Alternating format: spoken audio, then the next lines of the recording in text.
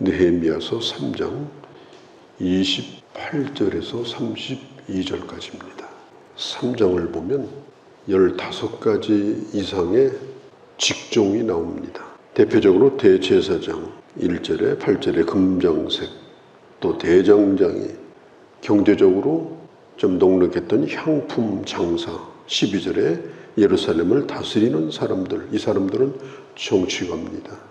또 31절에 장사하는 상인들, 이 예루살렘 성벽을 재건하는데 각 사람이 가지고 있는 그들의 기술, 그들의 경제력, 이런 것들이 전부 다 동원되고 있는 걸 볼 수가 있습니다. 교회 안에 모여있는 성도들은 다양한 직업과 다양한 기술을 가지고 있습니다. 세상에서는 그것을 가지고 돈을 벌고 삽니다. 그런데 하나님의 교회에서는 그 기술과 재능을 가지고 하나님의 일에 꼭 필요한데 사용을 하게 됩니다. 아주 매우 익숙한 일. 다른 사람은 몰라도 그 일만은 내가 할 수 있다. 우리가 속담에 있지 않습니까? 굼벵이도 구르는 재주가 있다고. 사람마다 다 재주가 있는 겁니다.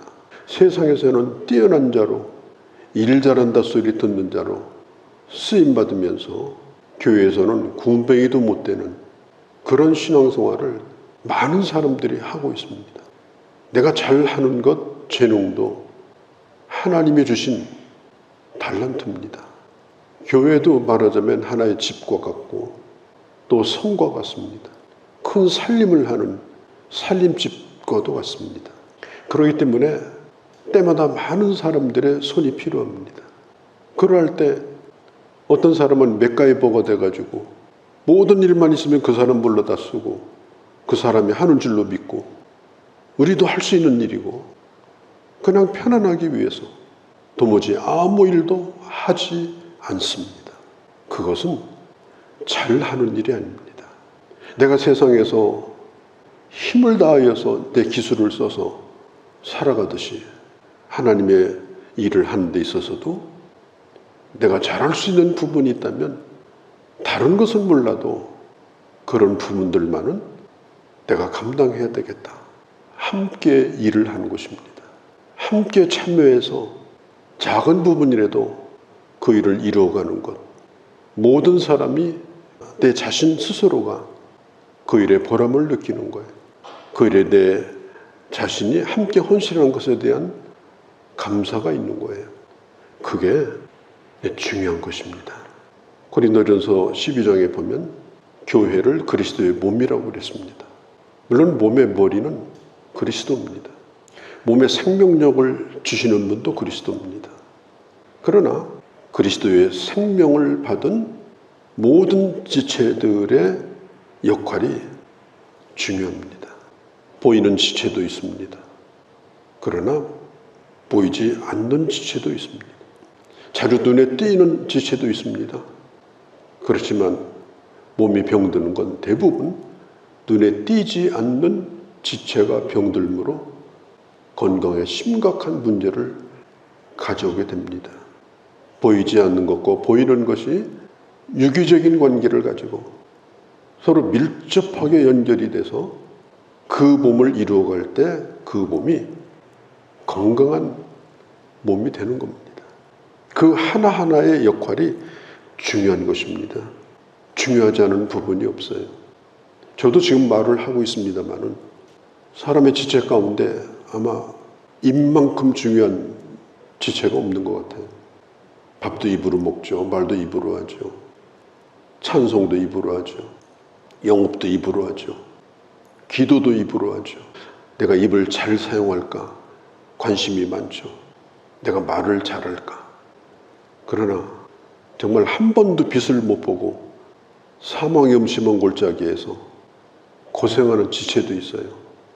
어디예요? 발가락이에요. 그래서 발가락 예쁜 사람이 없어요. 하도 고생을 하니까. 그래서 무전병도 걸리고 오래 걸었기 때문에 나이 먹으면 문제가 생기고, 그러나 한 번도 거기다 무슨 가락지를 끼웠다든지 그 지체의 영광을 돌린 적은 없습니다. 예쁘지도 않습니다. 그런데 문제가 생겼을 때 그때 그게 중요하다고 생각을 하는 거예요. 우리 몸의 지체도 똑같습니다. 보이는 것만 중요한 게 아니에요. 보이지 않는 것도 중요합니다. 묵묵히 자기 일을 감당하는 그런 지체도 있습니다. 느헤미야서 3장을 보면서 우리가 느끼는 게 한 가지가 더 있습니다. 느헤미야라는 이름이 나오질 않아요. 지금 이 일을 주도하는 사람이 느헤미야입니다. 가장 수고를 지금 많이 하고 있는 사람입니다. 이 일의 시작도 느헤미야 때문에 됐습니다. 그는 왕의 신하로서 관직에서 편안히 살 수 있는 사람인데 그 직을 버린 사람이에요. 목숨을 걸고 왕에게 예루살렘 얘기를 한 사람이에요. 모든 재정을 모은 사람이에요. 느헤미야만큼 지금 이 일에 중요한 사람이 없습니다. 그런데 오늘 성경을 보면 그 이름은 나오지 않습니다. 다만 적은 부분이라더라도 그 일을 참여했던 사람들의 이름들이 계속해서 등장합니다. 자신을 철저하게 숨기는 리더십. 그 일에 깊이 관여하고 처음부터 끝까지 중요한 역할을 하면서도 철저하게 숨기고 그 일을 해냈던 작아 보이는 사람들을 크게 만들고 그들을 높여주고 그렇게 하는 리더십. 이게 중요한 겁니다. 우리 교회는 저 사람이 다 일하는가 봐. 모르는 건 저 사람한테 물어봐야 돼. 그게 아니에요. 모두가 함께 일하는 그런 아름다운 공동체의 모습. 느헤미야는 지금 자기 자신이 철저히 숨겨지면서 그들을 다 드러내고 있는 이런 모습을 지금 보고 있습니다. 이 느헤미야의 이 뛰어난 리더십이 일하는 그 한 사람 한 사람에게 얼마나 큰 자부심을 갖게 했을까요? 얼마나 더 열정을 갖게 했을까요? 그런 열정들이 모아져 가지고 이런 일들을 감당하게 된 것입니다. 특별히 자기 집 앞부분, 성이니까 가장 가까운 성벽, 자기 집 앞부분, 그 부분을 분담했다고 계속 말합니다. 마치 겨울에 눈이 오면 자기 집 앞에 눈은 구청 직원이 와서 치워주는 게 아니잖아요. 자기가 치우는 거잖아요. 애들 다 나오라고 해가지고 하나님의 일을 하는 데 있어서도 적어도 내 몫은 내가 하겠다. 그게 중요한 겁니다. 우리가 세상에서도 n분의 1이라고 하잖아요. 밥은 같이 먹어놓고 누구한테 덤베개 씌우고 그렇게 안 하고, 그래 어떤 일을 할 때는 그래도 내가 할 몫은 내가 하고, 우리가 일이라는 게 크지만 나눠서 그 책임을 분담하면 큰 것도 아니에요. 우리 교회가 큰 일을 한 건 없어요. 그러나 우리 한 평씩이라도 하자. 우리 2평이라도 하자. 그 부분은 우리가 감당하자. 그런 마음으로 하나님의 일을 참여했어요. 따지고 보면 뭐 엄청나게 큰 일에서 어디에 뭐 그 교회 아니면 일이 안 됐다 그런 건 없습니다. 그렇지만 적어도 내가 해야 될 부분에 대해서는 내가 하겠다. 교회에서도 그렇잖아요. 내가 은혜 받고 살고 있고 내가 차지하고 있는 자리가 있지 않습니까? 그러면 교회가 가지고 있는 짐에 대하여 그 부분은 내가 감당하겠다. 내가 다는 못하겠다. 체면치레가 아니라 적어도 그 앞은 깨끗이 치우고 그런 사람들이 띠를 이루고 그런 사람이 줄을 이루고 그러면 커 보이던 짐도 결국은 다 짐을 덜게 되는 거거든요. 누가 해주기를 바라는 게 아닙니다. 내가 해야 될 몫을 내가 감당하는 겁니다. 그래서 금 모아가지고 IMF도 감당한 거 아니에요. 교회도 똑같습니다. 아, 이걸 누가 감당하나? 목사님 책임지셔야죠. 제발 제 이름 부르지 마세요. 우리 교회 개척할 때 저는 제 모든 걸 다 바친 사람이에요. 내가 가지고 있는 것 아무것도 남기지 않고 다 바쳤습니다. 그건 여러분들이 감당하셔야죠. 모든 교회가 다 그렇게 하고 어떤 선교단체도 다 그렇게 감당합니다. 그냥 세월 보내가지고는 어떤 일도 일어나지 않습니다. 어떤 한 부분의 헌신은 반드시 내게 있어야 하는 것입니다. 이 성벽 재건이라는 게요, 지금으로 치면은 수백억 들어가는 그런 공사일 수 있습니다. 그리고 노동력도 필요하고. 그런데 자기가 해야 될 그 부분들, 적어도 내가 은혜 받고 내가 차지하고 있는 자리는 내가 감당해야 되겠다. 그렇게 한다면 어떤 일도 무겁지 않습니다. 오늘 이 느헤미야서는 그걸 우리에게 가르쳐 주는 거예요. 홍무더기가 너무 많이 쌓여가지고 그거 치우는 것만 해도 지칠 정도로 힘든 일이었거든요. 그런데 그 일을 해냈어요. 할 수 없다고 생각하고 주저앉았던 사람들이 서로 띠를 이어가지고 마치 릴레이 경기를 하듯이 한 사람이 최선을 다해서 뛰는 거예요. 달리기 할 때 이어달리기 하는데 자기 구간은 목숨 걸고 뛰잖아요. 뛰다가 죽는 게 아니에요. 다음 사람이 또 받아줘요. 그래도 적어도 내 구간은 내가 하는 겁니다. 그렇게 함으로 인해서 전 구간을 성벽이 한 바퀴를 도는 겁니다. 그 성벽이 세워지는 거예요.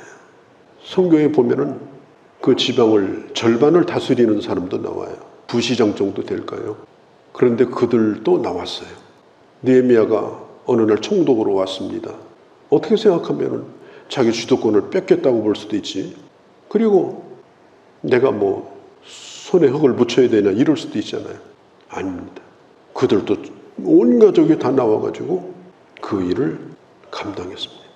심지어 분문, 냄새나는 통이 늘 드나드는 분문, 그 문도 전부 다 문을 달고 열쇠까지 전부 만들어서 달았습니다. 문을 달고 열쇠를 만들었다 이런 게 많이 나와요. 우리가 집을 지어놓고 문을 안 달아놓으면 보세요. 그 집이 내 집입니까? 문 다는 건 나중에 해야 될 일이죠. 그러나 그건 굉장히 중요한 일이죠. 이것은 끝까지 책임지는 정신이에요. 어떤 일을 하게 되면 내가 끝까지 그 일에 책임을 지고 그 일을 감당하고 문이 많았거든요. 그렇게 함으로 그 성이 안전할 수 있었던 것입니다. 3장에서 반복되는 게 뭐예요? 다음은. 우리도 한 세대를 지금 살고 있고 우리는 다음 세대를 또 우리는 걱정을 하고 있는 현재입니다. 다음 세대를 우리는 걱정해야 되지만 오늘 내가 해야 될 그 길을 잘 달려서 다음 세대에게 잘 물려줘야 다음 세대가 잘 될 수 있습니다. 우리 가정도 그렇고 교회도 마찬가지입니다. 나의 달려갈 길을 잘 마치고 그 바톤을 디도에게 물려줬던 바울처럼 우리는 내 갈 길을 잘 달려가고 그리고 다음 세대를 또 생각하고 우리 교회 다음 세대를 이어갈 사람이 누굴까? 그래서 젊은이를 사랑하고 어린아이들을 지극히 사랑하고 그 다음은 그게 이어져서 역사가 되는 겁니다. 그게 이어져서 그게 기적이 되는 겁니다. 그런데 이 가운데 딱 하나 동참하지 않은 사람이 있었는데 귀족들이었습니다. 귀족. 교회에는 귀족이 있으면 안 됩니다. 귀족이 존재할 수가 없습니다. 나는 특별한 사람이다. 나는 지금 상위계층이다. 그 귀족들이 하나님의 일을 다 망가뜨려 놓습니다. 교회에는 일꾼만 있을 뿐입니다. 사도 바울도 말했습니다. 나는 일꾼으로 부름받은 자다. 배 밑바닥에서 나는 노를 젓는 자다. 하나님은 기억하십니다. 내 이름을 누가 기억하겠습니까? 내가 살이는 동안 하나님의 사람으로 내 몫을 잘 최선을 다해서 감당하고 가는 게 우리 사명입니다. 그 일을 위해서 우리가 살아있는 거예요. 그렇게 해야 다음에 소망이 또 있는 겁니다. 성을 재건하는 리더인 느헤미야, 그들과 함께하고 있는 이 수많은 아름다운 하나님의 사람들, 이 본을 받아서 우리도 우리의 무너진 우리 인생의 성벽이나 가정의 성벽이나 특별히 하나님의 거룩한 일을 감당하는 성벽들을 잘 세워서 주님의 이름에 기억된 바 되어지는 그런 주의 사람들이 되어주시기를 바랍니다. 거룩하신 우리 아버지, 아는 것으로 끝나지 않게 하시고 꼭 실천해서 주의 책에 기록되어지고 하나님의 교회의 역사에 기록되어지는 그런 아름다운 주의 사람이 되고자 합니다. 저희들에게 그렇게 할 수 있게 힘주시고 감당하게 하시고 아버지 순종하는 저희가 되게 하여 주옵소서. 우리 주 예수님의 이름으로 기도하옵나이다. 아멘.